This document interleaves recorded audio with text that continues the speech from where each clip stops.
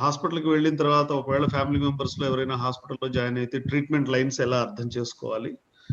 ఆ తర్వాత ఇంకొక ప్రశ్న కూడా ఉంది నా దగ్గర. కోవిడ్ పాజిటివ్ వచ్చిన పేషెంట్‌కి వైద్య సిబ్బంది వైద్యం చేస్తున్నప్పుడు తన ఇంట్లో ఓ వ్యక్తి చనిపోతే అంత్యక్రియలకు రాలేని దీన పరిస్థితి ఏమి చేయాలి?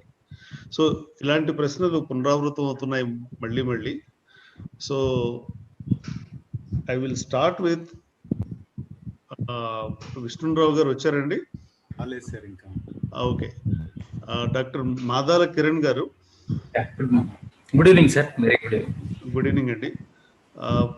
As a critical care specialist you must be seeing so many cases. పర్టికులర్‌గా I want you to answer, అసలు ఎప్పుడు హాస్పిటల్‌లో అడ్మిట్ అవ్వాలి? ఎలా తెలుసుకోవాలి? ఈ కోవిడ్ డిసీజ్ అనేది ఒక వ్యక్తికి వచ్చింది అని చెప్పి, అంటే ఫ్యామిలీలో ఒక వ్యక్తికి అటాక్ అయిందని చెప్పి ఎలా అర్థమవుతుంది? ఎప్పుడు హాస్పిటల్‌లో మనం అడ్మిషన్‌కి వాళ్ళు ప్రిపేర్ అవ్వాలి? సార్ అయితే ఇప్పుడు యాక్చువల్గా public health foundation of India Srinath Reddy గారు కానీ తర్వాత చాలా మంది మనకు రీసెర్చ్ గా ల్యాన్సెట్ పబ్లిష్ ఈ వేవ్ పర్టికులర్ గా కూడా ఎసిమ్టమాటిక్ డామినేట్ చేస్తుంది. అంటే పర్టికులర్గా 80% it is dominated by asymptomatic. కాబట్టి ఈ పర్టికులర్ సింప్టమ్స్ ఉంటేనే కోవిడ్ అని చెప్పలేని పరిస్థితి. అందుకని మనం ఏం చేయాలంటే మన చుట్టూ ఉన్న పరిసరాల్లో కానీ ఎవరన్నా మనం ఇప్పుడు ఇంక్యుబేషన్ పీరియడ్ కూడా 5+5 days 90% of the cases. It varies from 2 to 14.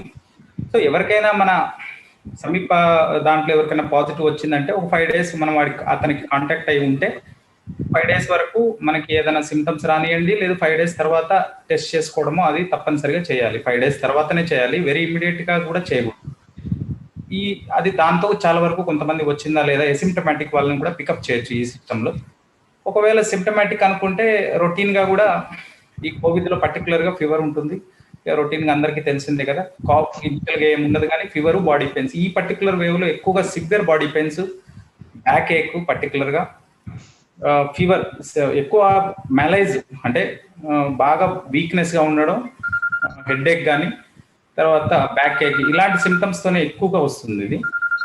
So ఈ వేవ్ లో అది గమనించాలి. ఈ సిమ్టమ్స్ ఎప్పుడు స్టార్ట్ అవుతాయో డే 1 ఆఫ్ ద సిమ్టమ్ అనేది ఎసిమ్టమాటిక్ అయితే మనం గెస్ చేయలేము. టెస్టింగ్ పాజిటివ్ నుంచి వాళ్ళకి స్టార్ట్ అవుతుంది. కాబట్టి సిమ్టమ్ వచ్చిన వాళ్ళలో డే 1 ఆఫ్ ద సిమ్టమ్స్ ని పట్టుకోవడం అనేది అక్కడ చాలా ఇంపార్టెంట్. ఎందుకంటే డిసీజ్ ప్రాసెస్ అనేది ఫస్ట్ 5 days వైరిమియా ఉంటుంది, తర్వాత ఎర్లీ పల్మరీ ఫేజ్, తర్వాత లేట్ పల్మరీ ఫేజ్ అని ఉంటుంది.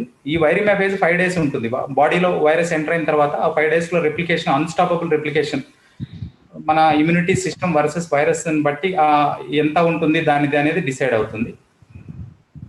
మీరు చెప్పిన సిమ్టమ్స్ అంటే ఈ ఎర్లీ సిమ్టమ్స్ ఇవి పట్టుకోవడం, ఇది మాక్సిమం టెస్ట్ కూడా అవసరం లేదు. Particularly fever, cough, sore throat, severe body pains, అంటే ఏదైతే బాగా మజిల్ వీక్నెస్ ఉండడము, ఫీవర్, ఈ సిమ్టమ్స్ ఉంటే ఈ టైంలో అయితే కోవిడే అనుకోవాలి. టెస్ట్ కూడా పెద్దగా అవసరం లేదు. తర్వాత మీరు చెప్పిన 5 days తర్వాత next almost early pulmonary phase start అవుతుంది. ఆ ఫేజ్ లోనే మనకి వార్నింగ్ సిమ్టమ్స్ ఏదైతే ఉన్నాయో, ఈ జనరల్ గా ఏంటంటే 5 days తర్వాత కంటిన్యూ అయ్యే సిమ్టమ్స్ పర్టికులర్ గా ఫీవర్, కాఫ్ కంటిన్యూ అవుతాయి జనరల్ గా. సో 5 days తర్వాత కంటిన్యూ అయ్యే ఈ 2 సిమ్టమ్స్ ని మనం కొంచెం కేర్ఫుల్ గా డీల్ చేయాలి. ఎందుకంటే ఎర్లీ పల్మరీ ఫేజ్, ఈ ఫేజ్ లోనే మనం హోమ్ ఐసోలేషన్ లో కూడా ఈ మధ్య తెలంగాణ గవర్నమెంట్ స్టిరాయిడ్స్ కూడా ఇస్తుంది. ఈ ఫేజ్ లో 6th day onwards steroids, fever continue అయిన వాళ్ళకి 5th day తర్వాత స్టిరాయిడ్ ఓరల్ గా కాకుండా ఈ ఇన్హలేర్ ద్వారా బిడోసనైడ్ కానీ వేరే అదర్ మెడిసిన్స్ ని వాడితే చాలా వరకు యాంటీవైరల్ గా ఇదిగా పనిచేస్తుంది. సో ఆ ఫేజ్ లో వాళ్ళు అది వాడాలి. అది కూడా వాడిన తర్వాత కూడా 7 days తర్వాత కూడా కొంతమందికి ఫీవర్ కంటిన్యూ అవుతుంది. అప్పుడు మనం ఓరల్ గా స్టార్ట్ చేయాలి steroids. That is the time when ideally ఆ టైంలోనే స్టిరాయిడ్స్. 5 days తర్వాత ఇన్హలేర్ స్టిరాయిడ్స్, 7 days తర్వాత ఏది ఫీవర్, కాఫ్ కంటిన్యూ అవుతాయి. ఈ మధ్యలో ఎప్పటికైనా అంటే కొంతమంది ఈ సిమ్టమ్ ఫేజ్ ని మిస్ కావచ్చు, ఎసిమ్టమాటిక్ వాళ్ళు బ్యాడ్ కావచ్చు. ఇవన్నీ కాకుండా కూడా ఒకటి ఇంట్లో ప్రతి వాళ్ళ ఇంట్లో పల్స్ ఆక్సీ పెట్టుకోవడానికి ట్రై చేయండి. ఒక 5 days తర్వాత నుంచి సాచురేషన్ చెక్ చేసుకుంటా ఉండండి. 94 అబోవ్ ఉంటే యు ఆర్ ఫైన్, 94 బిలో ఉంటే that is the indication for the hospitalization. That is one aspect. Second aspect, symptom wise ఇవన్నీ వాడుతున్నా కూడా ఫీవర్ తగ్గట్లేదు, ఇవన్నీ వాడుతున్నా కూడా కాఫ్ తగ్గట్లేదు. తర్వాత సివియర్ బాడీ వీక్నెస్ ఉండడం, లైట్ హెడెడ్నెస్ అంటే తల తిరిగిపోతున్నట్టు, మన కంట్రోల్లో లేకపోవడం, కొంచెం దూరం నడిచినా కూడా ఆయాసం రావడం. ఆయాసం అనేది ఇక్కడ చాలా ప్రామినెంట్ సిమ్టము. కానీ ఇక్కడ హ్యాపీ హైపాక్సీ అనే ఫేజ్ కూడా కోవిడ్ లో ఉంటుంది. చాలా మందికి సాచురేషన్ డౌన్ అయిన వరకు ఏ సిమ్టమ్స్ ఉండట్లేదు. సో మనకి మెయిన్ సాచురేషన్ చెక్ చేసుకోవడం అనేది ఇక్కడ చాలా క్రూషియల్. అందుకని ఎప్పుడైతే 94 బిలో పడిపోయిందో అప్పుడు తప్పనిసరిగా వెళ్ళాలి. లేదు సిమ్టమ్స్ లో దమ్ము రావడం కానీ, ఫీవర్ కాపు 7 days తర్వాత కూడా కంటిన్యూ కావడం కానీ, లేదు తల రీలింగ్ సెన్సేషన్, కళ్ళు తిరుగుతున్నట్టు ఉండడం. So these are the symptoms, మనం వార్నింగ్ సిమ్టమ్స్ గా అనుకోవాలి. ఈ టైంలో ఎర్లీగా నాకున్న ఎక్స్పీరియన్స్ మా హాస్పిటల్లో మేము ట్రీట్ చేసింది, మాకు ఆల్మోస్ట్ నార్త్ తెలంగాణలో one of the worst affected north Telangana. ఎందుకంటే మహారాష్ట్ర వేరియంట్ ఇండియాని అంతా డామినేట్ చేస్తుంది. ఇప్పుడున్న ఇండియాలో 60% of the present cases genome analysis ప్రకారం మహారాష్ట్ర వేరియంట్. అది అఫ్ కోర్స్ దీన్ని మహారాష్ట్ర అని పేరుతో పిలవకూడదు, B1617 మీకు అర్థం కావాలని చెప్తున్నాను పబ్లిక్ కి. సో ఈ వేరియంట్ డామినేట్ చేస్తుంది. ఇది ఎక్కువగా ఈవెన్ ఇప్పుడు ప్రపంచంలో కూడా యాక్టివ్గా ఉన్న వేరియంట్ ఇదే. దీని గుణం ఏంటంటే తొందరగా స్ప్రెడ్ చేస్తుంది అందరికి. ఒకప్పుడు నార్మల్ వుహాన్ వైరస్ కి 2.5 ఉంటే రిప్రొడక్షన్ నెంబర్, దీనికి 4 యూకే వేరియంట్ ఉంది. యూకే వేరియంట్ కంటే ఎక్కువగా మహారాష్ట్ర వేరియంట్ కి స్ప్రెడ్డింగ్ కూడా ఎక్కువగా ఉంది. సో ఈ విషయాన్ని అందుకనే డబుల్ మాస్క్ వేర్ చేయాలి అని అంటున్నారు. ఆఫ్ కోర్స్ మీరు అడిగిన క్వశ్చన్ కి ఇది ఎక్స్ట్రా కావచ్చు. So variant specific treatment, variant specific preventive measures కూడా మనం ఆలోచించాలి. పర్టికులర్ గా ఇండియాలో మహారాష్ట్ర వేరియంట్ లో కూడా 1, 2, 3 ఉన్నాయి. 1 అనేది phase 1 ఆఫ్ సెకండ్ వేవ్ లో డామినేట్ చేసింది. ఇప్పుడు we're going to the phase 2 of the second wave. phase 2 is dominated by the Maharashtra variant lineage 2. It is prominent in the world. So ఈ యొక్క ప్యాటర్న్ మనం గమనించాలి. చాలా ఎక్కువగా స్ప్రెడ్ అవుతుంది ఇది. అందరూ కూడా డబల్ మాస్క్ పెట్టుకోండి. సిమ్టమ్స్ ఒకవేళ వచ్చినా కూడా మీకు సివియర్ వైరల్ లోడ్ తక్కువ ఉంటుంది కాబట్టి మైల్డ్ డిసీజ్ తో బయటపడతారు. సో నా ఉద్దేశం ఏంటంటే ఇన్స్టెడ్ ఆఫ్ దీనికి ట్రీట్మెంట్ పెద్దగా కూడా చాలా మంది చెప్పేది యాంటీకోయాగులెంట్స్, స్టిరాయిడ్స్ తప్ప దీనికి మెడిసిన్స్ పెద్దగా ఏ మెడిసిన్ కూడా ప్రూవెన్ లేదు. సో ప్రివెన్షన్ ఎక్కువగా ఎంకరేజ్ చేయండి. చాలా వరకు డబుల్ మాస్క్ పెట్టుకునే ఎంకరేజ్ చేద్దాం. వార్నింగ్ సింటమ్స్ ఎప్పుడైతే సాచురేషన్ డౌన్ అయింది, అందరికీ సాచురేషన్ డౌన్ అనేది తెలియకపోతే చాలా మంది బ్రెత్ హోల్డింగ్ అంటారు కదా, దీర్ఘశ్వాస తీసుకొని మనకి అలాగే ఉంచుకోవాలి. శ్వాస తీసుకొని వదిలేకుండా అలాగే ఉంచాలి. ఉంచే నార్మల్ గా 30 seconds అనేది అందరికి నార్మలే. ఎప్పుడైతే 25 seconds కన్నా తగ్గిందో that is also warning signal. అందరికీ పల్స్ ఆక్సీ లేకపోతే ఇది కూడా ఒకటి మెథడ్. పల్స్ ఆక్సీ కూడా రోజుకి 4 సార్లు చెక్ చేసుకుంటా ఉండాలి 5 రోజుల తర్వాత దశ నుంచి. సో హ్యాపీ హైపాక్సియా అని చెప్పి మెన్షన్ చేశారు మీరు చెప్పిన దాంట్లో. సో అందరూ కూడా ఒక 6 నిమిషాలు నడిచి ఆ తర్వాత పల్స్ ఆక్సిమీటర్ చేసుకోవడంలో ఏమైనా బెటర్ గా ఉంటుందంటారా అదే కనుక్కోవడానికి? అవునండి. యాక్చువల్ గా ఏంటంటే బేస్ లైన్ ఆక్సిజన్ సాచురేషన్ ఏమో ఎట్ రెస్ట్ చూడాలా. దానికి కూడా మన MOHW ఏం చెప్పిందంటే మీరు కంఫర్టబుల్ గా కూర్చొని హ్యాండ్ కూడా at the level of chest ఉండాలా. అది కూడా రైట్ మిడిల్ ఫింగర్ కి both arterial and venous circulation ఉంటుంది కాబట్టి most of the Indians are world is dominated with right hander. So right middle finger ideal finger to test this one and hand should be at the level of the heart. So అది check చేసుకోవాలా base line. తర్వాత 6 minutes కూడా walk చేయాలా. 5% కంటే తక్కువ ఉంటే it is normal. 5% కంటే ఎక్కువ డిక్రీజ్ అయితే that is abnormal after 6 minutes walk test. That is the importance of 6 minutes walk test. Very good. చాలా బాగా క్రిస్పీగా బాగా చెప్పారు. నా ఇది చాలా మందికి యాక్చువల్గా పల్స్ ఆక్సిమీటర్ ఎలా తీసుకోవాలి, ఎలా చూసుకోవాలి, ఎప్పుడు చూసుకోవాలి అనేది కూడా కామన్ గా క్వశ్చన్ ఏదో ఒక ఫింగర్ కి పెడుతూ ఉంటారు. ఇప్పుడు డాక్టర్ గారు చెప్పినట్టుగా right middle finger is the ideal finger. And ఒక 6 నిమిషాలు నడిచిన తర్వాత ఈ పల్స్ ఆక్సిమీటర్ పెట్టి చూసుకుంటే మీకు క్లియర్ గా అర్థమవుతుంది. అట్లాగే డాక్టర్ గారు చెప్పినట్టుగా 94 కంటే సాచురేషన్ తక్కువ ఉంటే అలార్మింగ్ సైన్. అట్లాగే అబౌవ్ 100 టెంపరేచర్ ఉన్నా కూడా అలార్మింగ్ సైన్. సో ఇవి మనం చూసుకుంటూ ఇమీడియట్ గా మీకు దగ్గరలో ఉన్న డాక్టర్ హెల్ప్ తీసుకోవాల్సిన అవసరం ఉంటుంది. అయితే మనం కామన్ గా ఇప్పుడు పేపర్లో చూస్తున్నాం రెగ్యులర్ గా బ్లాక్ ఫంగస్ గురించి, వైట్ ఫంగస్ గురించి రకరకాలుగా స్టేట్మెంట్స్ వస్తూ ఉన్నాయి. అయితే దీంట్లో ఈ బ్లాక్ ఫంగస్ అనేది అసలు ఒకవేళ వచ్చిన తర్వాత ఏ విధంగా ఐడెంటిఫై చేయాలి, ఏ విధమైన సిమ్టమ్స్ ఉంటాయి, అసలు రావడానికి ఎంతమందికి అవకాశం ఉంటుంది అనే దాని మీద మనం డాక్టర్ ఆంజనేయులు గారిని రిక్వెస్ట్ చేద్దాం. డాక్టర్ ఆంజనేయులు గారు, ఒకసారి ఈ బ్లాక్ ఫంగస్ సిమ్టమ్స్ ఎలా ఉంటాయి, ఏ విధంగా ఐడెంటిఫై చేసుకోగలరు?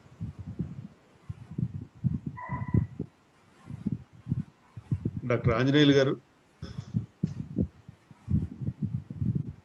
అన్మ్యూట్ చేసుకోండి, మీరు ఆల్రెడీ కోర్స్ లో ఉన్నారు కాబట్టి అన్మ్యూట్ చేసుకుని మాట్లాడచ్చు. డాక్టర్ ఆంజనేయులు గారు.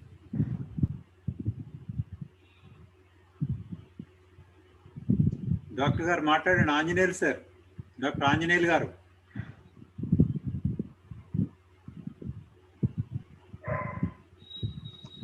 డాక్టర్ ఆంజనేయులు గారు. హలో వారు ఉన్నారు కానండి, ఒకసారి ఫోన్ చేసి చెప్పండి ఎవరన్నా.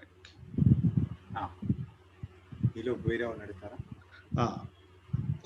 సో ఈ విధంగా మనం ఇప్పుడు అయిపోయిందండి. కృష్ణమోహన్ గారు చెప్పేస్తా. Now I got it. Okay. మరి యూజువల్ గా ఇప్పుడు రియల్ గా చెప్తే ఈ మంత్ అంతా కూడా బ్లాక్ ఫంగస్ చాలా ఎక్కువైందండి.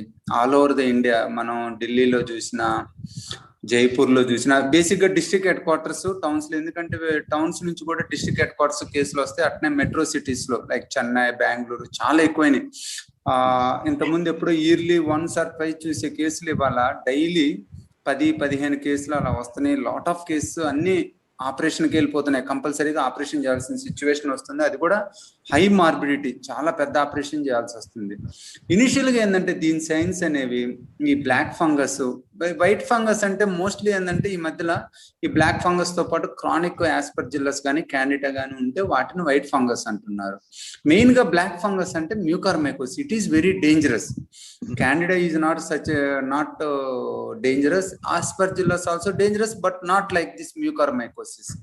దీని ఇనిషియల్ సైన్స్ ఎలా ఉంటాయంటే ముక్కు పక్క భాగంలో కొంచెం నొప్పి రావటం, ఎస్పెషల్లీ కోవిడ్ తగ్గిన తర్వాత ముక్కు పక్క భాగంలో నొప్పి రావటం, కన్ను కొద్దిగా ఎర్రబట్టం కానీ, కంటి చూపులో ఏదన్నా తేడా రావటం కానీ, తలనొప్పి రావటం కానీ, ముక్కులమ్మిటి కారటం కానీ, ముక్కు మూసుకుపోవటం కానీ. సాధారణంగా ఏంటంటే ముక్కు పక్క భాగంలో పెయిన్ వస్తుంటుంది. ఎందుకంటే ఇది ఏం చేస్తుందంటే ఆ టర్బినేట్స్ దాని పక్కన ఉన్న బోన్ ఇన్వాల్వ్ చేస్తుంది. మెయిన్ గా ఈ బ్లడ్ వెజల్ థ్రాంబోసిస్ వచ్చేసి, నెక్రోసిస్ వచ్చేసి. యూజువల్ గా ఏంటంటే ఈ కోవిడ్ నుంచి రికవరీ అయిన వాళ్ళకి కొద్దిగా ముక్కు మూసిపోయినా, కొంచెం ముక్కులమ్మిటి కన్నా they don't bother, they will run the show అనమాట. ఏముందులో కొద్దిగా జలుబు ఆల్రెడీ కోవిడ్ తో పాటు వచ్చినట్టుంది, తగ్గుతులే స్లోగానే. మెయిన్ గా ఇనిషియల్ సైన్ ఎక్కడంటే ఇది బేసిక్ గా ముక్కు పక్క భాగంలో పెయిన్ రావటం, నమ్నెస్ రావటం, అంటే ఆ పెయిన్ సెన్సేషన్ ఆల్టరేషన్ రావటం అనమాట. మెయిన్ గా ఈ రెండు. ఇంకొంచెం సివియర్ గా ఉంటే కంటిరెప్ప ఉబ్బటము, అంటే కంటికి చుట్టుపక్కల ఈ ఐలిడ్స్ అనేవి ఉబ్బటము, అట్నే కన్ను ప్రోప్టోసిస్ రావటం, కన్ను ముందుకు రావటము, చూపు మందగించటం, ఇలాంటివి జరుగుతుంటాయి అన్నమాట. రేర్ సిచ్యువేషన్ లో బాగా మెనింజైటిస్ కానీ బ్రెయిన్ కానీ వెళ్ళిపోయి బాగా తలనొప్పి వస్తుంటది. యూజువల్ గా ఇది మనకి షుగర్ పేషెంట్ లో వస్తుంది. షుగర్ లో కూడా అన్కంట్రోల్డ్ షుగర్ ఉన్న వాళ్ళకి, ఆల్రెడీ సైనస్ ప్రాబ్లం ఉన్న వాళ్ళకి ఇది వచ్చే అవకాశం ఎక్కువ ఉందండి. ఎస్పెషలీ కోవిడ్ నుండి షుగర్ ఉన్న వాళ్ళు మటుకి చాలా కేర్ఫుల్ గా ఉండాలి. కొంచెం ఈ షుగర్ అన్కంట్రోల్ గా ఉన్నా, లేదంటే ఈ కోవిడ్ కూడా కొంచెం ఎక్కువ రోజులు ఉండి ఆక్సిజన్ ఇన్హలేషన్స్ అలాంటివి పెట్టుకున్నా, ఆక్సిజన్ థెరపీ తీసుకున్నా కూడా they have to get it done అనమాట. ఎగ్జామినేషన్, ఈ నేసల్ క్యావిటీ ఎగ్జామినేషన్ చేసుకోవాలి. మనం ప్రివెన్షన్ గా చేసుకుంటే చాలా మంచిది అనమాట. ముక్కును కనుక మనం ఎండోస్కోప్ తో చూసుకున్నట్టయితే మనకి ఈజీగా తెలిసిపోయింది అక్కడ మ్యూకోజా నార్మల్ గా ఉందా, ఏదైనా అబ్నార్మల్ గా ఉందా, అట్టనే సెక్రీషన్స్ ఏమైనా ఇబ్బంది ఉన్నాయా. ఈ మధ్యలో 2-3 కేసులు కూడా సింపుల్ గా వాళ్ళు ఏదో కొద్దిగా జలుబు చేసింది అన్నట్టు వస్తే ఎండోస్కోపీ చేసి అక్కడ ఉన్న సెక్రీషన్స్ ని ఫంగల్స్ మీరు పంపిస్తే దాంట్లో మ్యూకర్మైకోసిస్, జైగోమెస్టిస్ వచ్చింది అనమాట. సో ఎస్పెషల్లీ సైనస్ ప్రాబ్లం ఉన్న వాళ్ళు ఏంటంటే వీలైతే ఒకసారి ఎండోస్కోపిక్ ఎగ్జామినేషన్ చేయించుకోవటం మంచిదండి. ఎండోస్కోపీ ఎగ్జామినేషన్ లో కనుక ఏమాత్రం మనకు తేడా అనిపించినా మనం ఇమీడియట్ గా సిటీ స్కాన్, ఐడియల్ గా ఎంఆర్ఐ అంటాం, బట్ ఇనిషియల్ స్క్రీనింగ్ టెస్ట్ కింద ఒక సిటీ స్కాన్ చేయించుకోవచ్చు. సిటీ స్కాన్ లో కనుక కొంచెం ఇబ్బంది ఉన్నా, దాంతో పాటు సిమ్టమ్స్ ముక్కు పక్క భాగంలో నొప్పి ఉన్నా, ఫేషియల్ పెయిన్ ఉన్నా, ఐలిడ్ స్వెల్లింగ్ ఉన్నా కూడా మనం ఇమీడియట్ గా ఎంఆర్ఐ స్కాన్ కి వెళ్ళాలండి. MRI of the brain, orbit, PNS, ఈ 3 కలిపి తీస్తాం అనమాట. యూజువల్ గా దీంట్లో మనకి క్లియర్ గా ఆ డిసీజ్ ఎంత ఉంది, ఎక్కడెక్కడ ఉంది, అంత క్యారెక్టరైజేషన్ తెలుస్తుంది అనమాట. ఇన్ఫ్లమేషన్ ఎంత ఉంది అనేది. ఈ మధ్యలో చూసినట్టయితే కొంచెం డిలే చేసినా కూడా అది విత్ ఇన్ డేస్ లో కూడా ఇట్ విల్ స్ప్రెడ్ అనమాట. చీక్ పక్క భాగంలో ఇన్ఫ్రా టెంపరల్ ఫోజా కానీ, ఆర్బిట్ లో కానీ, ఇంట్రాకోనల్ కంపార్ట్మెంట్ అంటాం, అంటే కంటి లోపల నరం దగ్గరకు కానీ, కంటి లోపల ఉన్న మజిల్స్ దగ్గరకు కానీ, అట్నే బ్రెయిన్ లో కానీ పోయే అవకాశం ఎక్కువ ఉంటుంది అనమాట. సో మనం దీన్ని ఎట్టి పరిస్థితుల్లో నెగ్లెక్ట్ చేయకూడదు. ఏ మాత్రం కొంచెం సస్పిషన్ ఉన్నా కూడా ఎమ్మటే మనం దాన్ని ఫంగల్ స్మియర్ చేసుకొని అవసరమైతే బయాప్సీ కూడా చేసుకొని దాన్ని డయాగ్నోజ్ చేసుకోవటం మంచిది అనమాట. ఇనిషియల్ స్టేజ్ లో ఉన్నప్పుడు ఏమిటంటే మనం సింపుల్ ముక్కు లోపల నుంచి ఎండోస్కోపిక్ ద్వారా డిసీజ్ అంతా తీసేసి యాంటీ ఫంగల్ ట్రీట్మెంట్ ఇచ్చినట్టయితే most of the times cure అయింది. కానీ రెగ్యులర్ ఫాలోఅప్ ఇంపార్టెంట్. ట్రీట్మెంట్ కూడా కనీసం 6 నెలల దాకా నడిచిద్ది. ఇనిషియల్ గా ఇంజెక్షన్స్ ఇచ్చి తర్వాత టాబ్లెట్స్ తోటి 6 నెలల దాకా నడిచిద్ది. ఈ నడి మధ్యలో రెగ్యులర్ గా చెకప్లు చేసుకుంటాం. ఏమాత్రం డౌట్ ఉన్నా కూడా మళ్ళీ ఎంఆర్ఐ చేయాల్సి వస్తుంది. ఒకవేళ ఇది కనుక కంట్లో పోయినా కానీ కంటి చూపు పోయినా కానీ వాళ్ళ కన్ను కూడా తీయాల్సిన పరిస్థితి వస్తుంది అన్నమాట.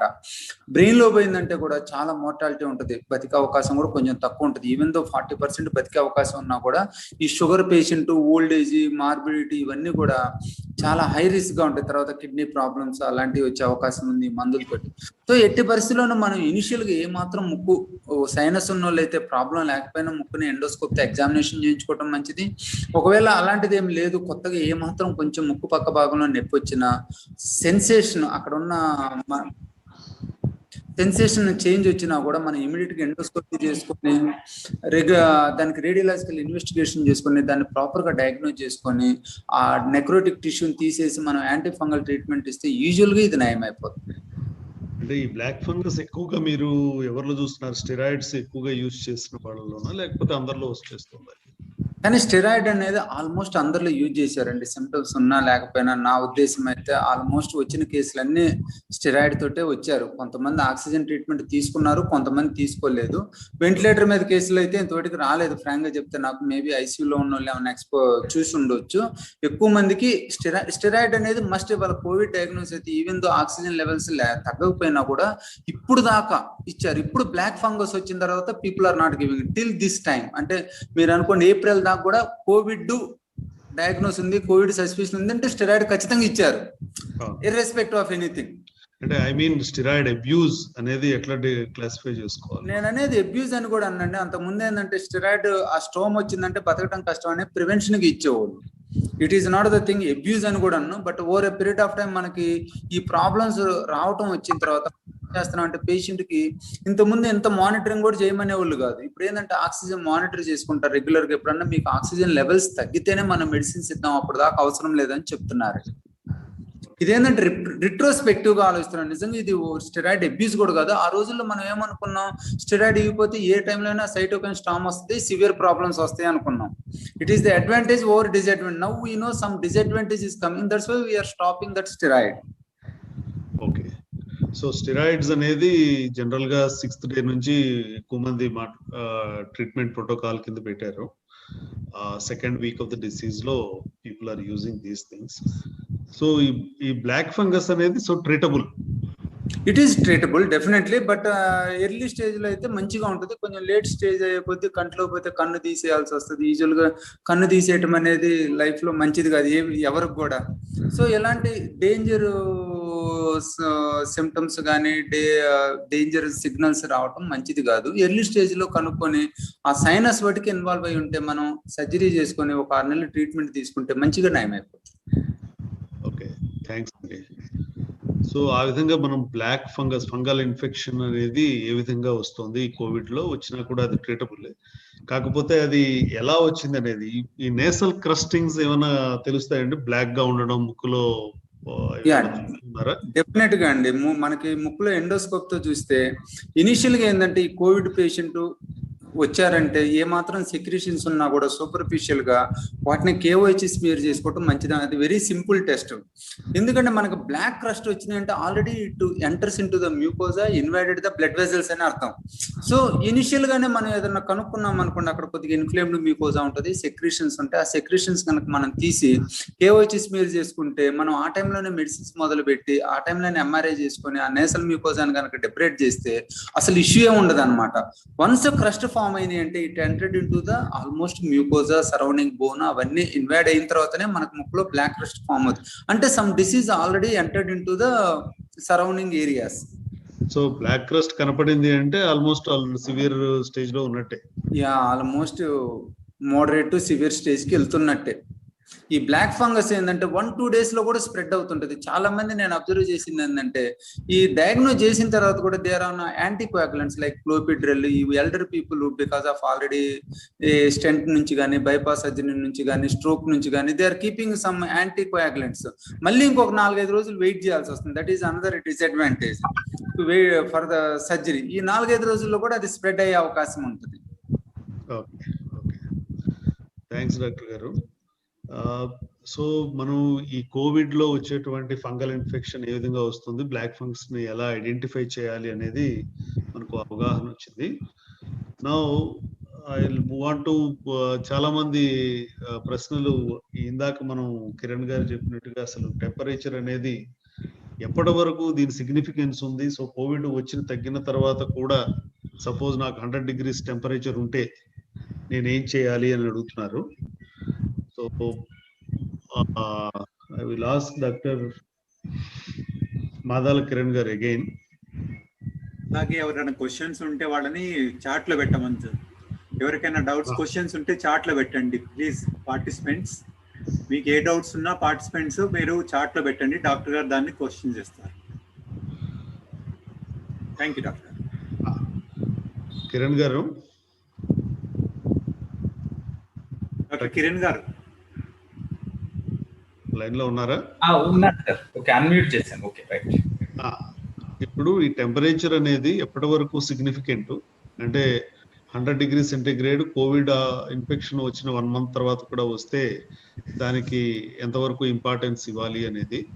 అట్లాగే ఈ 100 degrees టెంపరేచర్ దాటగానే is it an alarming sign immediately to go to the hospital? ఈ 2 ప్రశ్నలు. ఓకే సార్, ఇది ఫీవర్ అనేది అదే యాక్చువల్ గా 3 స్టేజ్ లో రావచ్చు. ఒకటి నెంబర్ 1 వైరేమియా ఫేజ్ లో మనకి సిమ్టమ్స్ కూడా వస్తాయి బయటికి. అందుకే దాన్ని ఇంక్యుబేషన్ తర్వాత వచ్చే ఫేజ్ కాబట్టి symptomatic phase bar viraemia phase అంటారు. అక్కడ వస్తుంది ఫీవర్. తర్వాత 3rd stage early pulmonary phase అంటారు. అంటే అక్కడ ఆ దశలో ఊపిరితిత్తులు కొంతగా ఇన్వాల్వ్ అయ్యే దశ. అది సైటోకైన్ స్టార్మ్ దశకు వెళ్లకుండా ఎర్లీ దశలో అక్కడ కూడా కొంత దాన్ని సోవర్స్ అంటారు, సైటోకైన్ సోవర్స్. సో ఆ దశలో కూడా ఫీవర్ రావచ్చు. లేదు మీరు చెప్పిన అంతా రికవర్ అయిన తర్వాత కూడా ఫీవర్ రావచ్చు. సో అయితే ఈ 3 దశలను బట్టి మనం 3 ఇంప్లికేషన్స్ ఉంటాయి. ఎర్లీ స్టేజ్ లో వచ్చే ఫీవర్ అందరికీ, అంటే అఫ్ కోర్స్ సిమ్టమాటిక్ పీపుల్ అందరికీ కూడా చాలా వరకు కామన్ గా ఉండే సిమ్టమ్ ఫీవర్. ఆ టైంలో చాలా వరకు మనం సిమ్టమాటిక్ ట్రీట్మెంట్ అడ్వైజ్ చేస్తాం. నార్మల్ గా పారాసిటమాల్ 2 times డైలీ ఇస్తాము. లేదు తగ్గట్లేదంటే 6th hourly కూడా ఇవ్వాలి. That is one of the major important for the paracetamol. 6th hourly వేయాలి. అప్పటికి కూడా తగ్గకపోతే మనకున్న సిస్టమ్ లో నాప్రాక్సెన్ అనేది కూడా 250 mg బీడీ కూడా ఇస్తున్నారు. ఇనిషియల్ డేస్ లో మనం స్టెరాయిడ్స్ ఇవేమీ వాడకూడదు కాబట్టి కంటిన్యూస్ ఫీవర్ ని అనేది రిప్లికేషన్ కి సూచనగా భావించాలి. సో ఫీవర్ ని ఎట్ ఎనీ కాస్ట్ తగ్గించాలి మనం. సో ఇనిషియల్ 5 days లో వచ్చే ఫీవర్ ని ఏదో పారాసిటమాల్ 6th hourly కానీ, అది తగ్గకపోతే నాప్రాక్సిన్, పైరాక్సికమ్ ఏ టాబ్లెట్ అయినా కూడా 2 times అంటే ఒక సింగిల్ డే 2 days వేస్తే చాలా వరకు కంట్రోల్ అవుతున్నారు మా అబ్జర్వేషన్ లో. సో 5 days వరకు ఇది ఉంది సిస్టమ్. 5 days తర్వాత దశ మనకి ఫీవర్ లో early pulmonary almost cytokine sour stage అంటున్నాం కాబట్టి అక్కడ కూడా ఫీవర్ వస్తుంది. That fever is more alarming. ఎందుకంటే ఈ ఫస్ట్ ఫేజ్ లో వచ్చే fever is more common, it will subside, అంటే చాలా వరకు తగ్గిపోతుంది. ఈ సైటోకైన్ స్టార్మ్ వచ్చే ఫీవర్ కంటిన్యూస్ గా ఉందంటే ఎంత కంటిన్యూస్ గా ఉంటే అంత డ్యామేజ్ గా ఉంటున్నట్లు అది. ఎందుకంటే అక్కడ మన ఇమ్యూన్ సిస్టమ్ అనేది వైరస్ కి ఇమ్యూన్ సిస్టమ్ మధ్య ఉన్న బ్యాలెన్స్ పెరుగుతుంది. అంటే మనం ఎక్కువగా ఫైట్ చేయలేకపోతున్నాం. సో అక్కడున్న ఫీవర్ ని కూడా కంట్రోల్ చేయడానికి మన వాళ్ళు సూచించింది ఏంటంటే పారాసిటమాల్ తో పాటు మనకి అక్కడ ఓరల్ స్టెరాయిడ్స్ కాకుండా 6th day అన్వర్డ్స్ మనకి విడిసనైడ్ ఇన్హలేషనల్ స్టెరాయిడ్స్ 800 micrograms రోజుకు 2 సార్లు ఆస్తమా వాళ్ళకి పిలుస్తారు కదా, మీటర్డ్ డోస్ ఇన్హేలర్ స్పేసర్స్ ద్వారా, అంటే ఇన్హేలర్స్ ద్వారా, అదే మీటర్ డోస్ ఇన్హేలర్స్ ద్వారా వాడమంటున్నారు. అది 5 to 7 days. 7 days తర్వాత కూడా ఫీవర్ ఉంది అంటే దాన్ని ఓరల్ స్టెరాయిడ్స్ కంట్రోల్ చేయమంటున్నారు. సో ఒక్కొక్క స్టేజ్ లో ఉన్న ఫీవర్ కి ఒక్కొక్కలాగా ట్రీట్మెంట్ గైడ్ లైన్స్ ఉన్నాయి. సో 7 days వరకు ఫీవర్ కంట్రోల్ అయితే ఓకే. కంట్రోల్ కావట్లేదు మీరన్న ఫీవర్ అంటే 100 above మనం ఫీవర్ గా పరిగణించాలి. బిలో 100 ఓకే, సమ్వాట్ నార్మలే. అప్పటికి 7 days తర్వాత కూడా ఫీవర్ కంటిన్యూ అవుతుంది అంటే మాత్రం ఈ థింగ్స్ తో కంట్రోల్ కావట్లేదు ఒకవేళ సాచురేషన్ కూడా ప్యారలల్ గా డౌన్ అవుతుంది. మరి అప్పుడు ప్యారలల్ గా డౌన్ అవుతుంది, 6 minutes వాక్ తర్వాత కూడా 5% కంటే తగ్గిపోతుంది, ఇంకా దమ్ము ఛాతలో డిస్కంఫర్ట్ ఉంది అంటే అది హాస్పిటల్కి వెళ్ళాల్సిన టైం. అది తప్పనిసరిగా అక్కడ నెగ్లెక్ట్ చేయకూడదు. అంతకంటే ముందు దశలో ఫీవర్ ఏమీ అంత అలార్మింగ్ ఏం కాదు, ఎందుకంటే దానికి సంబంధించిన మెడిసిన్స్ కానీ ఏ స్టేజ్ లో వేసుకోవాల్సిన మెడిసిన్ ఆ స్టేజ్ లో మనం వాడితే చాలా వరకు కంట్రోల్ అవుతున్నారు. ఇది ఇంతవరకు. తర్వాత ఇంకోటి, ఈ ఫేజ్ లో ఎర్లీ పల్మరీ ఫేజ్ లో కొంతమంది ఫీవర్ దేని వల్ల వస్తుందంటే, మనం ఒకవేళ స్టెరాయిడ్ ని ఎర్లీ ఫేజ్ లో అంటే వైరీమియా ఫేజ్ లోనే స్టెరాయిడ్స్ వాడినట్లయితే ఇమ్యూనిటీని బాగా సప్రెస్ చేస్తే ఆ అన్స్టాపబుల్ వైరల్ రెప్లికేషన్ వల్ల కానివ్వండి, ఆపర్చునిటీ ఇన్ఫెక్షన్ వల్ల కానివ్వండి వచ్చి ఫీవర్ రావచ్చు. సో ఎర్లీ పల్మరీ ఫేజ్ లో వచ్చే ఫీవర్ అక్కడ కూడా కొంతవరకు మనకి యాంటీబయాటిక్ రోల్ ఉంటుంది. ఫస్ట్ వీక్ లో లేదు, సెకండ్ వీక్ లో ఉంటుంది. తర్వాత మీరు చెప్పిన ఫీవర్ 30 days తర్వాత కూడా కొంతమందిలో వస్తుంది. అది వైరీమియాకి కానీ దేనికి సంబంధం లేదు, దాన్ని లాంగ్ కోవిడ్ అంటారు. కొంతమందిలో opportunity infections like bacteria immunity బాగా డౌన్ అయింది, హాస్పిటలైజ్డ్ పేషెంట్స్ డౌన్ అయినప్పుడు బ్యాక్టీరియల్ ఇన్ఫెక్షన్ తరచుగా రావచ్చు. వాళ్ళకి ఇమ్యూనిటీని సప్రెస్ చేసే మెడిసిన్స్ వాడతాం కాబట్టి 10 days ఏమో steroids, 21 days anticoagulants for mild to moderate patients వాడతాం కాబట్టి ఇమ్యూనిటీ కొంత సప్రెస్ అవుతుంది ఈ మెడిసిన్స్ వల్ల కూడా. కాబట్టి వాళ్ళకి ఆపర్చునిటీ ఇన్ఫెక్షన్ లైక్ బ్యాక్టీరియా ఎక్కువగా. ఇప్పుడు ఫంగల్ అనేది దట్ ఈస్ డిఫరెంట్ సబ్జెక్ట్. బ్యాక్టీరియాకి అయితే యాంటీ బ్యాక్టీరియల్స్ వాడాలి. ఇంకా అదర్ అలార్మింగ్ ఫీవర్ కాకుండా అదర్ అలార్మింగ్ సైన్స్ ఉంటే ఇంకా మనం దాన్ని బట్టి ఎక్కువగా పోస్ట్ కోవిడ్ లో ఫీవర్ కంటే కూడా ఎక్కువగా వీక్నెస్ ఎక్కువగా ఉంటుంది. అది కూడా 2 to 3 months కూడా ఉండొచ్చు. ఫిమేల్స్, యంగ్ ఫిమేల్స్ లో ఎక్కువగా ఉంటుంది పరిశోధనల ప్రకారం. Very good. అయితే జనరల్ గా 30 days తర్వాత most of the secondary infection కూడా చూసుకోవాల్సి ఉంటుంది. దానికి లాంగ్ కోవిడ్ లో వచ్చేటువంటి సీక్వెలీ ఆఫ్ ది ఈవెంట్స్ ఒకటి గమనించాల్సిన అవసరం ఉంది. తర్వాత చాలా మంది ఇప్పుడు ఈ వ్యాక్సినేషన్స్ గురించి చాలా ప్రశ్నలు ఉన్నాయి. దానికంటే ముందు కొత్తగా వచ్చిన DRDL డ్రగ్ 2DG వాడొచ్చా లేదా, ఎలా వాడాలి, సో దీంట్లో ఉన్నటువంటి మెకానిజం ఏంటి, న్యూరలాజికల్ గా ఇలాంటి ఇబ్బందులు రావచ్చు అనేటువంటిది ప్రశ్న. డాక్టర్ సుబ్బయ్య చౌదరి గారిని మాట్లాడమని అడుగుతున్నాను. నమస్తే అండి. నమస్తే కృష్ణమోహన్. సో మన DRDO వాళ్ళు సజెస్ట్ చేసే 2DG డ్రగ్ అనేది మామూలుగా ఏంటంటే కనుక అది ఇదివరకు నుంచి ఉండదు, క్యాన్సర్ లో వాడేవారు. ఎందుకంటే కనుక క్యాన్సర్ సెల్స్ కి గ్లూకోజ్ మెటబాలిజం ని బ్లాక్ చేయడానికి ఇది వాడేవారు. ఇప్పుడు దీన్ని కోవిడ్ లో ఉపయోగించేటట్లు దాన్ని ఇంట్రడ్యూస్ చేశారు. తక్కువ మందికి ప్రయోగించారు, అది సుమారుగా 210 మందికి అట్లా ప్రయోగించారు. సో కొద్దిగా అంటే ఓవరాల్ గా ఏంటంటే ప్రతి సెల్ దాని యొక్క ఎనర్జీ చేసుకోవటానికి గ్లూకోజ్ మీద ఆధారపడి ఉంటుంది. ఆ గ్లూకోజ్ బ్రేక్ డౌన్ అవుతుంది. సో గ్లూకోజ్ ని గ్లూకోజ్ 6-phosphate అలా ఓ సైకిల్లో కన్వర్ట్ అయ్యేటప్పుడు కొన్ని ఎంజైమ్స్ అవసరం అవుతాయి. హెక్సోకైనేజ్ అని, ఫాస్ఫోగ్లూకోజ్ అని, గ్లూకోఐసోమరేజ్ అనే ఎంజైమ్స్. సో ఈ 2D గ్లూకోజ్ ఏం చేస్తుందంటే ఈ గ్లూకోజ్ బదులు ఈ 2D గ్లూకోజ్ లోపలికి వెళ్ళి గ్లూకోజ్ మెటబాలిజం కన్వర్ట్ అయితే వచ్చే ఎనర్జీని బ్లాక్ చేస్తున్నాను.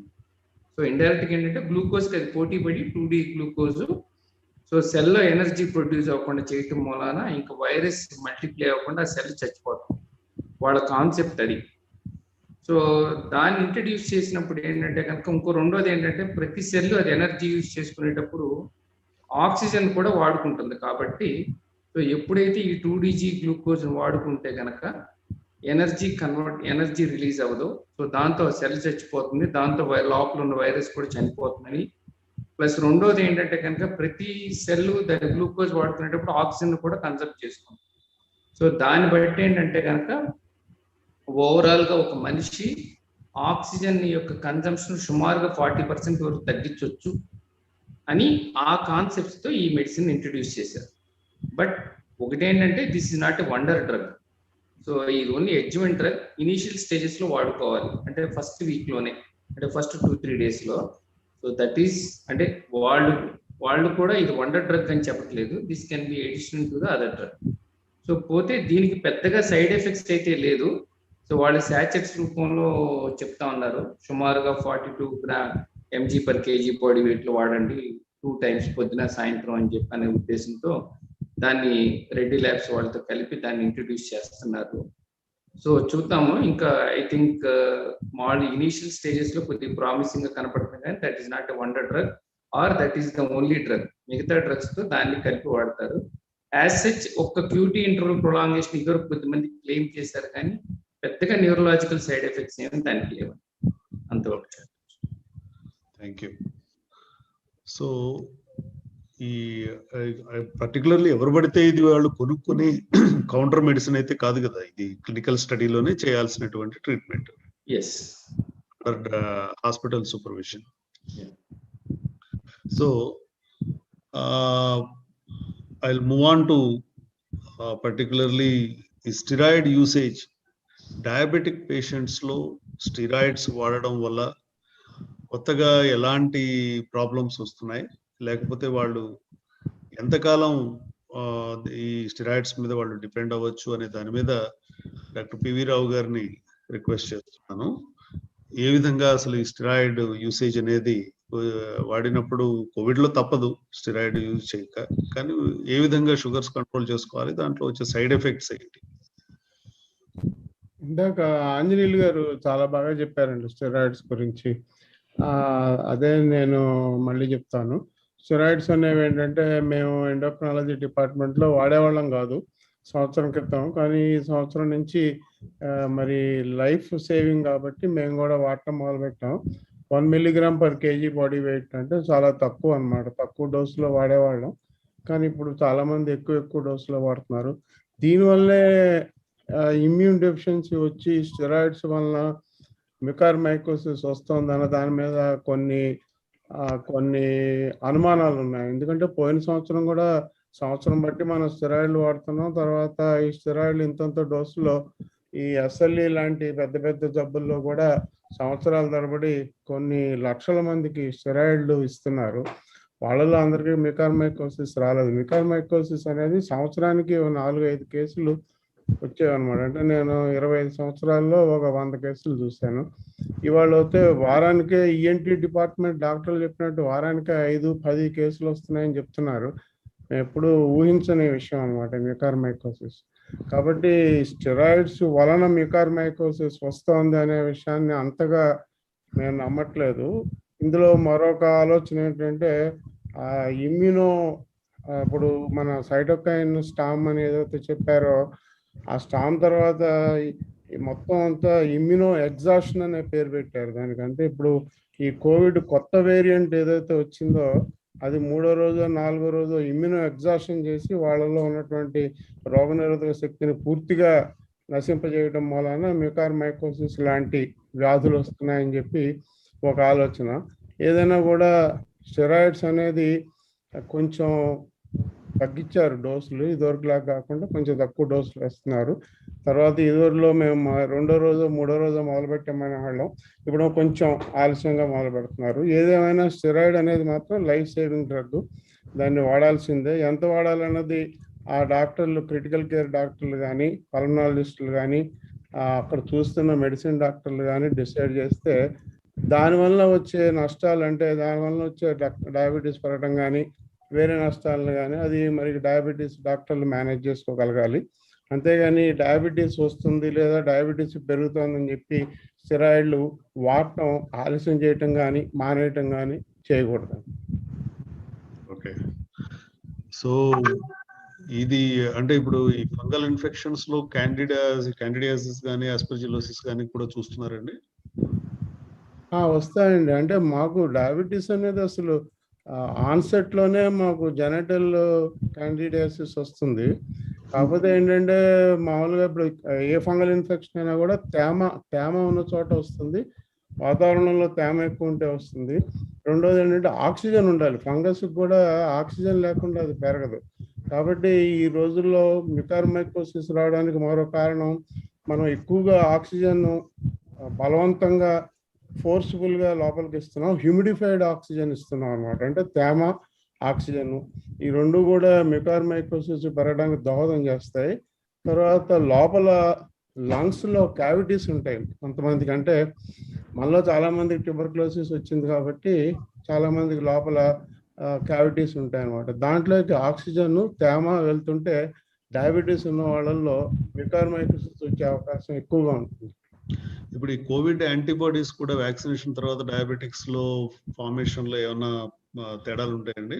అంటే డయాబెటిక్ పేషెంట్ వ్యాక్సిన్ తీసుకుంటే కోవిడ్ యాంటీబాడీస్ ఫామ్ అవడంలో తక్కువ ఫామ్ అవడం, ఎక్కువ ఫామ్ అవడం, లేకపోతే మళ్ళీ బూస్టర్ డోస్ అవసరం అవడం ఇలాంటివి ఏమైనా ఉన్నాయా? ఇది ఒక సంవత్సరం నుంచి మేము యాంటీబాడీ టెస్టులు చేయిస్తున్నాం. ఐజీజీ, ఐజీఎం, ఐజీఏ ఈ 3 కూడా ఈ డయాబెటీస్ ఉన్న వాళ్ళలోను, డయాబెటీస్ లేని వాళ్ళలోను, కోవిడ్ రాకముందు, కోవిడ్ వచ్చిన తర్వాత, వ్యాక్సిన్ మొదటి వ్యాక్సిన్ జనవరిలో ఇచ్చాం, దాని తర్వాత రెండో వ్యాక్సిన్ తర్వాత మన దగ్గర చాలా డేటా ఇప్పుడు ఉంది. ఈ డేటాలో మనకు తెలిసింది ఏంటంటే మొదటి వ్యాక్సిన్ అంటే మాదంతా కోవిషీల్డ్, మా ఎక్స్పీరియన్స్ అంతా కోవిషీల్డ్ వ్యాక్సిన్ ఇచ్చిన తర్వాత ఒక 28 రోజులు పోయిన తర్వాత, అంటే 14 రోజులకి 28 రోజులకు కూడా వాళ్ళు యాంటీబాడీ టెస్టులు చేస్తే దాదాపు 80-90% మందికి యాంటీబాడీ టైటర్స్ బాగా వచ్చాయన్నమాట. అంటే మనకు కావాల్సిన థెరపటిక్ టైటర్స్ వచ్చాయన్నమాట. కానీ ఉండడము లేకపోవడం అనేది ఏమీ తేడా లేదైతే డయాబెటీస్ వాళ్ళల్లో కూడా కనిపించింది, డయాబెటీస్ లేని వాళ్ళలో కూడా కనిపించాయి యాంటీబాడీ టైటర్లు. రెండో నెల తర్వాత మాత్రం దాదాపు 50% మందికి ఆ టైటర్లు ఉన్నాయన్నమాట. రెండో నెల తర్వాత కూడా మేము 14 రోజులకి 28 రోజులకి ఈ మధ్య 60 రోజులకు కూడా చేసాం. అంటే మాకు ఫిబ్రవరి చివరిలో అయిపోయిన వాళ్ళకి ఇప్పుడు ఏప్రిల్ చివరిలో చేసాం అనమాట యాంటీబాడీస్ దాదాపు 30% కనిపిస్తున్నాయి. అంటే 70% మందికి యాంటీబాడీస్ లేవు.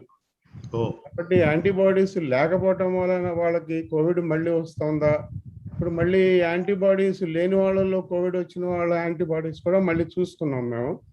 కాబట్టి అది కరెక్ట్గా చెప్పలేం, కానీ యాంటీబాడీస్ లేకపోతే కోవిడ్ రావచ్చు. కానీ ఈ పోస్ట్ వ్యాక్సిన్ కోవిడ్ కేసులు ఒక 15 కేసుల్లో మేము యాంటీబాడీ టెస్టులు చేసాం. అంటే 2 వ్యాక్సిన్లు ఇచ్చిన తర్వాత మళ్ళీ కోవిడ్ ప్రూవ్ అయిన వాళ్ళ కేసులు తీసుకున్నాం అనమాట. తీసుకుంటే వాళ్ళల్లో సగం మందికి యాంటీబాడీస్ ఉన్నాయి, సగం మందికి లేవు. కాబట్టి కరెక్ట్గా యాంటీబాడీస్ లేకపోవడం వలన రెండోసారి కోవిడ్ వచ్చిందా లేదా అనేది చెప్పడానికి లేదు. కానీ యాంటీబాడీస్ మాత్రం దాదాపు 90 రోజుల కన్నా ఎక్కువ ఉండవని ఒక ఆలోచన. నాకైతే 30% కనిపించింది. థ్యాంక్ యూ అండి.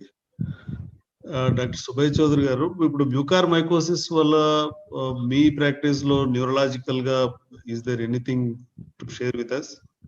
యా, సో యాక్చువల్గా మ్యూకార్మైకోసిస్ అనేది ఇప్పుడు ఫంగల్ ఇన్ఫెక్షన్స్ ఎక్కువగా చూస్తూ ఉన్నాం. సో చాలా మంది క్లెయిమ్ చేసినట్లు steroids maybe not only the cause, ఎందుకంటే స్టీరాయిడ్స్ కొన్ని సంవత్సరాల నుంచి వాడుతూ ఉన్నాం అందరం. కానీ సడన్ ఇంత రైజ్ అయిందంటే maybe steroids is not the only cause. అంటే కొంతమంది ఇమ్యూనోసప్రెసెన్స్, ఇమ్యూనోమాడ్యులేటర్స్ కూడా వాడుతున్నారు కదా, టోసిలిమాబ్ అని. మనకి ఉన్న దీని ప్రకారంగా చూస్తే కనుక ఎక్కువ శాతం మంది ఇప్పుడు బిలీవ్ చేసేది ఏంటంటే, no doubt steroids, diabetes are contributory factors. Probably main factor ఈ ఆక్సిజన్. ఇందాక ప్యూరో సార్ చెప్పినట్లు ఈ ఆక్సిజన్ హ్యూమిడిఫైయర్స్ లో అంటే ఆ వాటర్ చేంజ్ చేసేటప్పుడు సరైన వాటర్ ఫిల్ చేయకుండా ఉంటాం. ఆ హ్యూమిడిఫైయర్స్ ఆక్సిజన్ వాడేటప్పుడు ఆ వాటర్ అనేది ఇంప్యూర్ వాటర్ మూలం దాని ద్వారా వస్తుంది, దాని ద్వారా వచ్చే ఛాన్స్ ఎక్కువ ఉన్నట్టు. మ్యూకార్మైకోసిస్ తో ఒక ప్రాబ్లం ఏంటంటే ఎక్కువ శాతం మందికి మా దగ్గరికి తలనొప్పితో వస్తూ ఉంటారు, లేదంటే ఏంటి వాళ్ళకి సైనసైటిస్ సిమ్టమ్స్ తో వస్తారు. సో చాలా మంది తలనొప్పి అని, ముక్కు పక్కన పట్టేసిందని, రెండుగా కనపడుతుందని ఇలాంటి సిమ్టమ్స్ తో వస్తూ ఉంటారు. సో ముఖ్యంగా ఒక ఇంపార్టెంట్ ఇన్వెస్టిగేషన్ అంటే ఈ మధ్య కాలంలో కనుక్కున్నది ఏంటంటే కనుక, ఆంజనేయులు గారు చెప్పినట్లు ఎండోస్కోపీ, ఆ KOH ప్రిపరేషన్ కాకుండా సిటీ పారానైసిస్ సైనసిస్ తో బోన్ ఇరోజన్స్ ఏమైనా కనుక్కోవచ్చు. MRI is very sensitive. అంటే వాస్కులేచర్ కానీ అది బాగా, అంటే మనం అన్నిటికంటే ముందు కనుక్కునే ముందు MRI సెన్సిటివిటీ చాలా ఎక్కువగా ఉంటుంది. కొంతమంది ఆర్డినరీ సైనసైటిస్ కదా అని చూసుకుంటే కనుక MRI చేస్తే దాంట్లో ఎక్కువగా కనుక్కునే అవకాశం ఉంది. ఎందుకంటే మ్యూకార్మైకోసిస్ ని అంటే వేరే స్టేజెస్ లో నోస్ ఎఫెక్ట్ అవ్వచ్చు, తర్వాత సైనసెస్ ఎఫెక్ట్ అవ్వచ్చు, తర్వాత ఐబాల్, తర్వాత బ్రెయిన్ స్ట్రోక్, ఇలా అసెండ్ అవుతూ ఉంటుంది. అది ఎట్లాగే అనిల్ గారు, రావు గారు, రావు గారు చెప్పిన చాలా ఫాస్ట్ గా స్ప్రెడ్ అవుతుంది. కాబట్టి ఎర్లీ డిటెక్షన్ ఇంపార్టెంట్ దీంట్లో. అండ్ ఇంపార్టెంట్ ఇంకోటి ఏంటంటే మోర్టాలిటీ చాలా హైగా ఉంటుంది. సో వీళ్ళకి మార్బిడిటీ కూడా ఎక్కువ ఉంటుంది. మోర్టాలిటీ అంటే లైఫ్ రిస్క్ ఎక్కువ ఉంటుంది, దాదాపు 32 నుంచి 50% లైఫ్ రిస్క్ ఉంది. అలాగే మార్బిలిటీ అంటే పాపం వీళ్ళకి ఎంత రికవర్ అయినా కూడా కాస్మెటిక్ ప్రాబ్లమ్స్ కూడా ఉంటుంది. అంటే ఐబాల్ అంతా తీసేయటం, తర్వాత బోన్ ఎక్స్పోజ్ చేసి ఉంచడం, వీటన్నిటితో కూడా ప్రాబ్లమ్స్ వస్తూ ఉంటాయి. అందుకని మ్యూకార్మైకోసిస్ ని దృష్టిలో పెట్టుకొని, అంటే జనరల్ గా మ్యూకార్మైకోసిస్ కోవిడ్ తగ్గిన తర్వాత 15th డే నుంచి 30th డే లోపల వచ్చే అవకాశం ఎక్కువ ఉంటుంది. సో ఏ పేషెంట్ కోవిడ్ నుంచి రికవర్ అయినా, పెద్దవాళ్ళు, రీనల్ ట్రాన్స్ప్లాంట్స్ వాళ్ళు కానీ, స్టీరాయిడ్స్ వేసుకున్న వాళ్ళు కానీ, షుగర్స్ కంట్రోల్ లేని వాళ్ళు, కొద్దిగా ఈ సెన్సిటివిటీ ఎక్కువ ఉండటం బెటర్. వీళ్ళకి కొద్దిగా ఎక్కువగా డబ్బులైనా కూడా ఎర్లీగా కొద్దిగా సిటీ ఎంఆర్ఐ చేసి దాన్ని బట్టి మనం లైపోలైజ్ యాంఫోటెస్నో లేకపోతే పోసోకొనజాలో తీసుకుంటే వీళ్ళు బెటర్గా కొద్దిగా మార్బిలిటీ నుంచి బయటపడే అవకాశం ఉంది. ఈ మానిటరింగ్ అనేది ఎంతకాలం చేసుకోవాలి ఒకసారి కోవిడ్ వచ్చి తగ్గిన తర్వాత? సో కాకపోతే కోవిడ్ తగ్గిన తర్వాత స్టీరాయిడ్స్ జనరల్ గా 10 days ఇస్తారు యూజువల్ గా, కానీ తర్వాత షుగర్స్ కంట్రోల్లో ఉంచుకోవడం అది చేయాలి. సో యూజువల్ గా 15th డే తర్వాత కోవిడ్ వచ్చినప్పుడు కంటే కూడా కోవిడ్ తగ్గిన తర్వాత 15th డే నుంచి 30th డే మధ్యలో ఎక్కువ శాతం మంది రిపీట్ అయింది. సో చాలా మందికి రావచ్చు, కానీ ఈ టైంలో ఎస్పెషల్లీ ఎక్కువ సెన్సిటివ్ గా ఉండాలి. దానికి తోడు ఎనీ కోవిడ్ పేషెంట్, సో ఈ రిస్క్ ఫ్యాక్టర్స్ ఉన్న వాళ్ళకి ఇంకొద్దిగా ఎక్కువ క్లోజ్ గా మానిటర్ చేసుకోవడం అవసరం. So 3rd week 4th week of disease లో కొంచెం జాగ్రత్తగా ఉండాలి, ఎక్కువ జాగ్రత్తగా ఉండాలి. తర్వాత కూడా దీని గురించి అవగాహన ఉండడం అనేది తప్పకుండా మంచిది. Yes, thank you. Next I'll move on to Vishnu Rao గారు వచ్చారండి. డాక్టర్ విష్ణురావు వచ్చి మళ్ళీ సారీ కనెక్ట్ అవ్వటం లేదని చెప్పి మళ్ళీ రాలేదండి, జాయిన్ అవ్వలేదు. సో డాక్టర్ ఐశ్వర్య గారు చెప్పండి. ఇప్పుడు ఈ డిఫరెంట్ గా హాస్పిటలైజేషన్ అయిన పేషెంట్స్ లో ఉన్నప్పుడు పర్టికులర్ గా ఈ అంటే హాస్పిటలైజేషన్ అయ్యే ముందు కానీ ఈ ఫ్యామిలీ కాంటాక్ట్స్ అనేది ఏ విధంగా జాగ్రత్తలు తీసుకోవాలి? అంటే ఇప్పుడు ఒక పేషెంట్ కి వస్తుంది కోవిడ్ ఇంట్లో ఫ్యామిలీలో, అయితే మిగిలిన వాళ్ళందరినీ కాంటాక్ట్స్ కింద మనం పరిగణిస్తాం. సో వీళ్ళందరూ ఎలాంటి జాగ్రత్తలు తీసుకోవాలి? ఓకే, సో ఫస్ట్ ఎవరైనా ఒకళ్ళు కాంటాక్ట్ సస్పిషన్ అలా ఎవరైనా వచ్చినప్పుడు ఎవరికైనా వెంటనే వాళ్ళు ఐసోలేట్ అయిపోవాలి. And most sensible thing to do is వాళ్ళు కలిసిన వాళ్ళని లాస్ట్ 2-3 days లో ఎవరినైతే వాళ్ళు మీట్ అయ్యారో వాళ్ళందరికీ కూడా ఇంటిమేట్ చేసి వాళ్ళందరినీ కూడా నెక్స్ట్ 3 to 4 days అబ్జర్వ్ అవ్వమని చెప్పి వాళ్ళని కూడా ఐసోలేట్ అవ్వమని చెప్పి సిమ్టమ్స్ మానిటర్ చేసుకోమని చెప్పాలి. That is something you need to do first, which is contact tracing. దాంతో పాటు ఇంట్లో వాళ్ళంటే ఇంకా ఆబ్వియస్లీ హై రిస్క్ కాంటాక్ట్స్ లో ఉంటారు అండ్ క్లోజెస్ట్ కాంటాక్ట్స్. సో వాళ్ళు మెయిన్ గా మాకు సిమ్టమ్స్ లేవు, మేమేమి కాంటాక్ట్ లో ఉన్నాం కానీ మాకేమీ అవ్వలేదు, మేము ఆల్రెడీ వ్యాక్సిన్ ఒక డోస్ అయింది, 2 doses అయ్యాయి అని ఇగ్నోర్ చేయకుండా వాళ్ళు కూడా అట్లీస్ట్ 5 days వరకు మానిటర్ చేసుకొని టెంపరేచర్స్ చూసుకుంటా, సాచురేషన్స్ కూడా చూసుకుంటా, ఈవెన్ సిమ్టమ్స్ లేకపోయినా. అండ్ 5th day వరకు సిమ్టమ్స్ లేకపోతే better to get still tested. ఎందుకంటే చాలా మంది అసిమ్టమాటిక్ స్టేట్ లో ఉంటారు, క్యారియర్స్ లో ఉండిపోతారు. స్పెషల్లీ పోస్ట్ వ్యాక్సినేషన్ అయితే సిమ్టమ్స్ చాలా చాలా మైల్డ్ గా వస్తున్నాయి చాలా మందికి, 2 doses అయిపోయి అండ్ 2 weeks అయిపోయిన వాళ్ళకి. సో వాళ్ళు మిస్ అయిపోయే ఛాన్స్ ఉంటుంది అండ్ వాళ్ళు స్ప్రెడర్స్ లాగా మారుతారు if they don't come in to proper isolation. So ఆ 5 days కూడా it is better not to isolate with the patient తో కాకుండా వాళ్ళు ఐసోలేట్ అవ్వాలి, బట్ ఒక పేషెంట్ తోనే కాకుండా అది బెటర్. చాలా మంది ఏమనుకుంటారంటే ఓకే మేము ఎలాగో కాంటాక్ట్ అయ్యాం కదా, సో అందరం కలిసి ఒకే ఇంట్లో ఐసోలేట్ అవ్వచ్చు అని అనుకుంటారు. సో బెటర్ థింగ్ ఏం చేయాలంటే పేషెంట్ ఒక రూమ్ లో సెపరేట్ గా ఐసోలేట్ అయ్యి మిగతా వాళ్ళు సెపరేట్ గా ఐసోలేట్ అవుతే అది కొంచెం ఇన్ కేస్ వాళ్ళకి నెగటివ్ ఉండుంటే ఫర్దర్ ఎక్స్పోజర్ రిస్క్ తగ్గించడానికి. సో అవకాశం ఉన్నంత వరకు అందరూ ఐసోలేట్ అవ్వాలి ఫ్యామిలీలో ఉన్నటువంటి. Yeah. So at the same time hospitalization అనేది ఒకసారి అంటే ఫ్యామిలీ మెంబర్ ఆల్రెడీ హాస్పిటలైజ్ అయిపోయిన తర్వాత వీళ్ళందరూ కూడా ఇప్పుడు టెస్ట్కి వెళ్ళాలన్నారు కదా, ఏ రోజు నుంచి వెళ్ళాలి వాళ్ళు? ఫస్ట్ ఏదైతే ఉందో ఫస్ట్ ప్రీ సిమ్టమాటిక్ ఫేజ్ అంటారు. ప్రీ సిమ్టమాటిక్ ఫేజ్ లో మీరు టెస్ట్ చేసినా అప్పటికి వైరల్ రెప్లికేషన్ సరిగ్గా అయి ఉండదు కాబట్టి మనకి RT-PCR లో అది డిటెక్ట్ అవ్వకపోవచ్చు. సో ఇమీడియట్ గా కాకుండా at least 3 days or best is 5 days from the exposure. ఈ లోపల చేస్తే ఫాల్స్ నెగటివ్స్ వచ్చే అవకాశం ఉంటుంది. అండ్ ఒక్కసారి నెగటివ్ చూసారంటే జనరల్ గా ధైర్యం ఎక్కువ అయిపోయి ఇంకా నాకు లేదు కదా అని చెప్పి కొంచెం నెగ్లెక్ట్ చేయొచ్చు. సో అలా కాకుండా, అండ్ సేమ్ థింగ్ సిటీకి కూడా అంతే. చాలా మంది తెలియకుండా సింప్టమ్స్ వచ్చిన ఫస్ట్ డేనే సిటీ చేసేస్తారు. సో అప్పుడు మనకేమీ కనిపించదు సిటీలో. అండ్ అలా విరిమిక్ ఫేజ్ ఏదైతే ఉందో అది replicate అవుతున్నప్పుడే as you progress it, then you can start detecting the genetic material of the virus. Suppose home quarantine అయ్యి తర్వాత 14 రోజులు ఐసోలేషన్ అయిన తర్వాత కూడా కొందరు ఏం టెస్టులు చేయాలని అడుగుతున్నారు. ఓకే, సో అదేంటంటే అది డిపెండ్స్ అన్నమాట.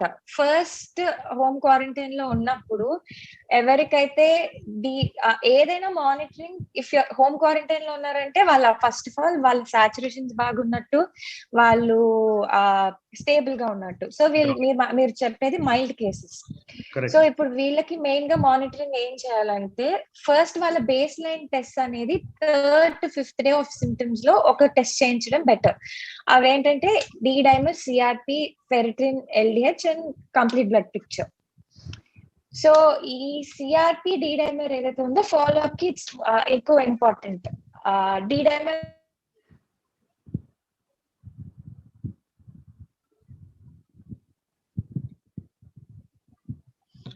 మీ వాయిస్ వినపడట్లేదు. ఇప్పుడు వినపడతాం. సో ఇప్పుడు ఆ D-dimer, CRP అనేది మానిటరింగ్ లో చూస్తే సరిపోతుంది, ప్రతి ఒక్క టెస్ట్ చేయక్కర్లేదు. ఒకసారి 14th days తర్వాత కూడా ఇఫ్ మీ CRP, D-dimer బాగుంటే మళ్ళీ రిపీట్ చేయక్కర్లా, unless they are persistently being elevated. Very good. ఇప్పుడు PCR ఆల్రెడీ పాజిటివ్ వచ్చింది, హోమ్ ఐసోలేషన్ అయిపోయారు, 14 days ఐసోలేషన్ కూడా అయిపోయింది. సో మళ్ళీ నెగటివ్ వస్తుందా లేదా అనేది చూసుకోవాలని కొందరికి కుతూహలంగా. అవును, ఇది చాలా మంది అడిగే క్వశ్చన్. మేము మళ్ళీ ఎప్పుడు టెస్ట్ చేయించుకోవచ్చు, మళ్ళీ ఎప్పుడు చూడొచ్చు అని. సో ఏంటంటే ఈ RT-PCR టెస్ట్ అనేది ఏదైతే ఉందో జెనెటిక్ మెటీరియల్ ని కనిపెడుతుంది వైరస్ ది. అది రెప్లికేటింగ్ వైరసా నాన్ రెప్లికేటింగ్ వైరసా అనేది మనకి డిఫరెన్షియేట్ చేయదన్నమాట. సేమ్ థింగ్ టీబీ లాగా జీన్ ఎక్స్పర్ట్ అంటారు, ఓన్లీ డయాగ్నోసింగ్ కే వాడగలం దాన్ని మనం. యాజ్ ద డిసీజ్ ప్రోగ్రెస్ అయ్యే కొద్దీ ఆ టెస్ట్ రిపీట్ చేసినా ఆ నాన్ రెప్లికేటింగ్ వైరస్ ఏదైతే ఉంటుందో అది మన బాడీకి ఏమి హార్మ్ కాజ్ చేయదు, and it want spread to others. వేరే వాళ్ళకి స్ప్రెడ్ అయ్యే ఛాన్స్ ఉండదు. సో ఈ ప్రాసెస్ లో 14th day నో 10th day నో ఈ పీరియడ్ లో చాలా మంది వెళ్ళి టెస్ట్ చేయించేసుకుంటారు జస్ట్ వాళ్ళ సాటిస్ఫాక్షన్ కోసం. అప్పుడప్పుడు వాళ్ళకి పాజిటివే వస్తుంది. ఆ వైరస్ ఎప్పుడైతే క్లియర్ అవ్వదో బాడీ నుంచి it will still be positive అన్నమాట. సో ఈ గైడ్ లైన్స్ ప్రకారం ఏంటంటే 10 days from the day of symptoms or 10 days from the positivity, asymptomatic వాళ్ళు ఎవరైతే ఉన్నారో RT-PCR ఏ రోజైతే పాజిటివ్ వస్తే 10th day ఫ్రమ్ దాట్, లేదా 3 days నుంచి ఫీవర్ లేకపోయినా you don't have to worry and come out of the isolation. ప్రస్తుతం follow అయ్యే గైడ్ లైన్స్ ఇదే. ఎక్కడైనా RT-PCR నెగటివ్ వరకు వెయిట్ చేయాలి, ఐసోలేట్ అవ్వాలని ఏ గైడ్ లైన్స్ లోనూ లేవు. So very good. సో మళ్ళీ PCR చేయించుకొని వరీ అవ్వాల్సిన అవసరం లేదు, ఎందుకంటే లేదు, అది జస్ట్ అడిషనల్ టెన్షన్ వాళ్ళకి ఎక్కువ స్ట్రెస్ కాజ్ చేయడం తప్పితే అదేమీ ఉండదు. డెడ్ వైరస్ ఉంటుంది కనుక అది ఫాల్స్ పాజిటివ్స్ రావడానికి. Very good, thank you. And then vaccine